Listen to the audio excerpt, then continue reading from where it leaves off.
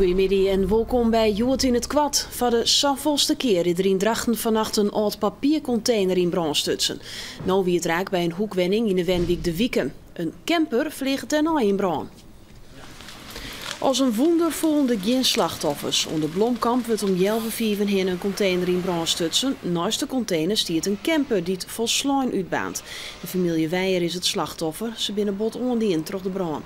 Ja, dat is natuurlijk slim. We zullen nog 14 dagen met vakantie gaan en dat kunnen we nou vergeten.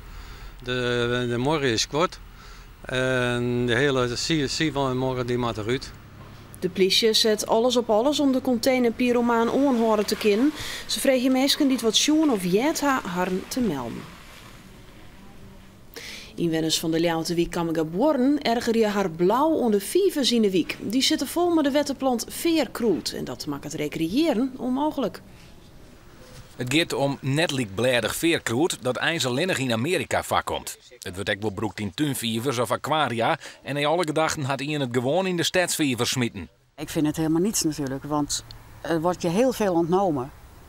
Je kan niet meer vissen, kinderen kunnen niet meer zwemmen, wat in het verleden dus heel goed wel kon. De bootjes kunnen er niet meer doorheen. 's Winters kunnen we niet schaatsen omdat het spul boven water komt. Net alleen wordt het wengenot er minder van, het verstopt ook gemalen en doekers. De bewoners vinden dat de gemeente Ljouw te vlug wat ontwaan had, maar die wil eerst onderzoek doen en bij andere gemeentes staat de beste bestrijding komen. Want het veerkroet rukt ek op orenplakken op. De Kolmer zwierte jetten binnen de wer. Zo'n de jaren 60 worden die kwalijk meer verbouwd, maar op het beeld binnen ze deze weken van het laan hellen. Bouwboer Piet Hoekstra van Sint-Jabik kreeg 4 jaar een handjevol van dit bijzondere gewaaks. Hij is met de verbouw begonnen en dit jaar had hem een collega al 60 bunder jetten testen. De jetten die het uitzoggen als grauwe jetten zijn voortherkend als een landelijk streekproduct uit het Waadgebied en haar het certificaat Waddengoud kregen. Maar kwatten binnen de Kolmer jetten weer in de winkel te keer. Tagong voor hoenen op het telefoonpaad bij Warkum. Dat is de inzet van een rechtszaak onspant door een groep hoenenbezitters in de gemeente Zuidwest-Friesland. De hoeneneigeners mijen al meer dan een jaar net meer hoe het smelle paadje rennen. Hoenenstront in het gas hoe de gevaarlijke Neospora-parasiet oerbrengen kunnen op kei. De hoenenbezitters binnen het vast net eens met het verbod. Ze hadden er een zaak van maken.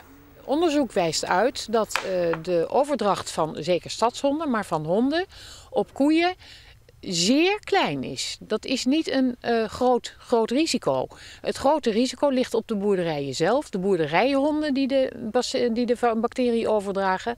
Maar dat ligt niet op het pad wat door de weilanden heen loopt. Eerder is bezocht om hoenden alleen gewoon de riem op het paard te steen. Ik stier er een sammelbak voor de stront. Die proef is nevens de gemeente en de boeren misleren. Kolm is weer in de band van het peel zitten. De stenen zoompjellen opstelt in de 14e dorp, dat 1 solopeelzitter en 6 duo's op zitten kennen. Van de morgen om 10 uur binnen de deelnemers begonnen. De bedoeling is dat ze ont 10 uur zitten blijven. Vogelleergevers hebben haar sammelen bij het Vochtelerveen voor 4 slangeneernen. Slangeneernen komen wel vaker voor in dit natuurgebied, maar 4 tegelijk is wel heel bijzonder. De roofvogel komt naar het Vochtelerveen voor de slangen die te libje, want die mogen ze graag eten. Gewoonweg zitten de vogels vooral in Zuidwest-Europa. En dan ben we daar onderwaarsverwachting. Joen vannacht buien en kans op tonger. De wind is krachtig en komt uit het noorden ontmateersten en het is 14 graden. En morgen een soort bewolking. Het is tussen de 18 en de 20 graden. Manier kan er nog wat ruim vallen, maar morgenmiddag dan komt de zinnen erbij. En dit weet Nijs in het Kwad. Meer Nijs is er om 6 uur. Graag ondadelijks of eerst een mooi dag verder.